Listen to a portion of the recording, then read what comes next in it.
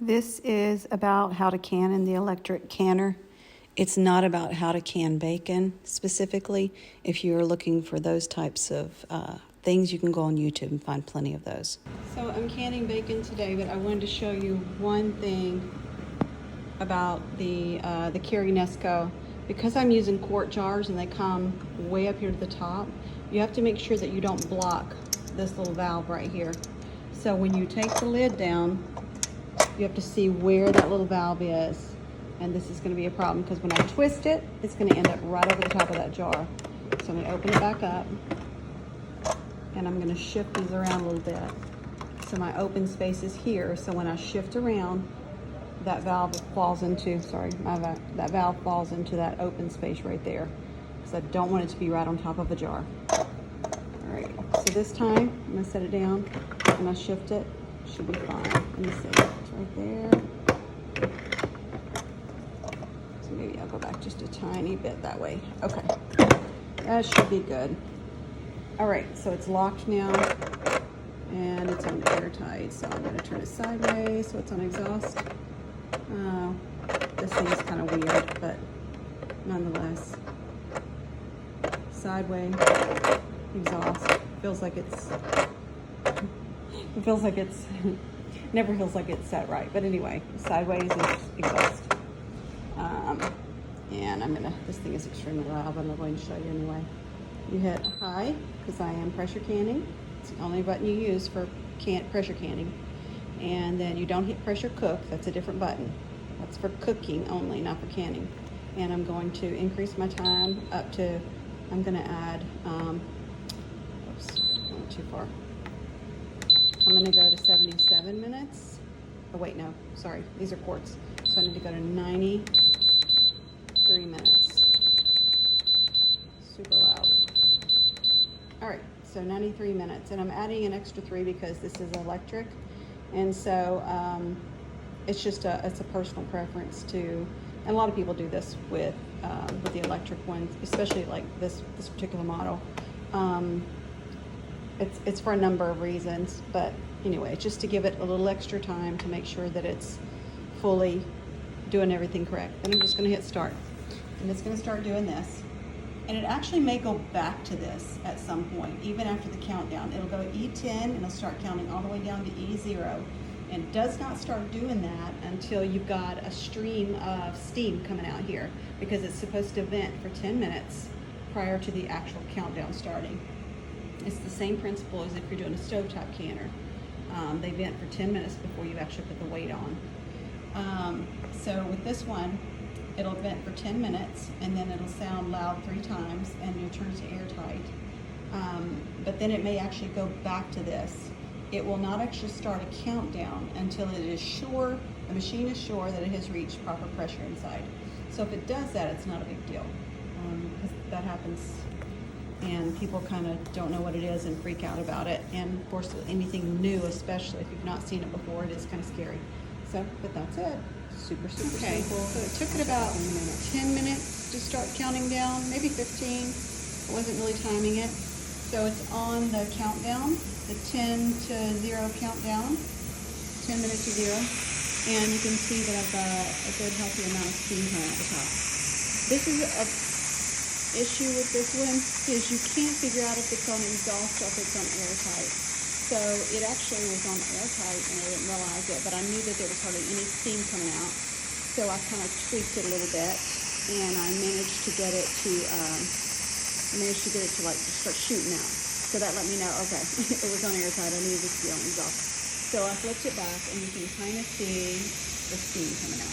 So yeah, if I look up you can see it better. So it's coming out good and strong. We will do this for 10 minutes. And right now we've got about 5 minutes left. So maybe it'll start counting down then. If it does, and my time pops up, then I'll turn it to airtight. And I'll show you, I'll video when I turn it to airtight, the sound of it. Getting close. So.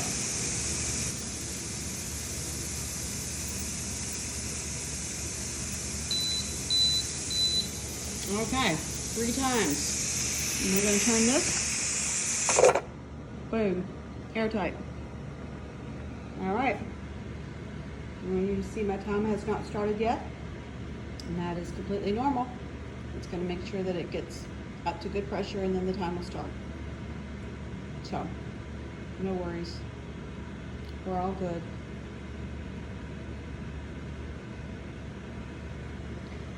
I don't remember how long this can usually take because I don't pay any attention to it. I just let it go.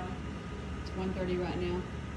I'll check back and tell you how long it took it to actually. So we've gone back to the circle. Time hasn't started yet. And now it's really coming out like it should have been coming out the first time, but I have a feeling I kind of stunted it because I did not have it sealed correctly. So this is what it's supposed to look like in that first 10-minute countdown. You can see the pressure was not where it needed to be inside, so it started back doing the circle again. So it's going to do that until it gets ready.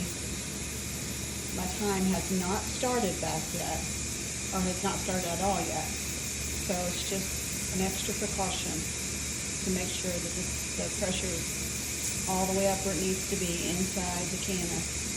And then it will actually start the countdown. This is totally normal. It's what the machine is supposed to do.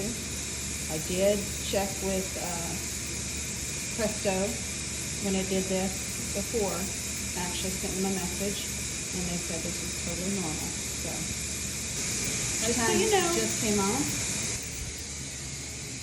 6 minutes after when you thought it would start. So we are on good schedule. Doing great. Now it will count down the 93 minutes without stopping. I'm just canning away in here. Meanwhile, I've been all over the house doing stuff. Not even thinking about the fact that the canner's going. It just does its own thing. I'm going to pick my kids up from school. By the time I get back, it'll probably be done. Okay. So, the little dot back there has dropped all the way down. And this can be turned. Now I'm going to open this up. And normally you would get a lot of steam coming out of there because they're really, really hot. However, these have been sitting here for several hours because I was being lazy. And I can't seem to put my fingers on my jar lifter, so I'm going to see how hot they are.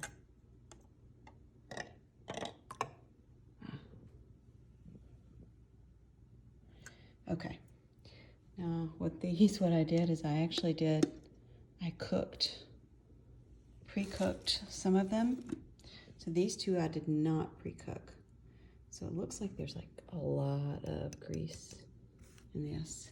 These I actually did pre-cook. So there's not as much grease at the top of them. See, I put a C on top of them so I know which ones I cooked. Yeah, they're hot, but they're not too hot for me to lift out. And they did all seal. I can see that already.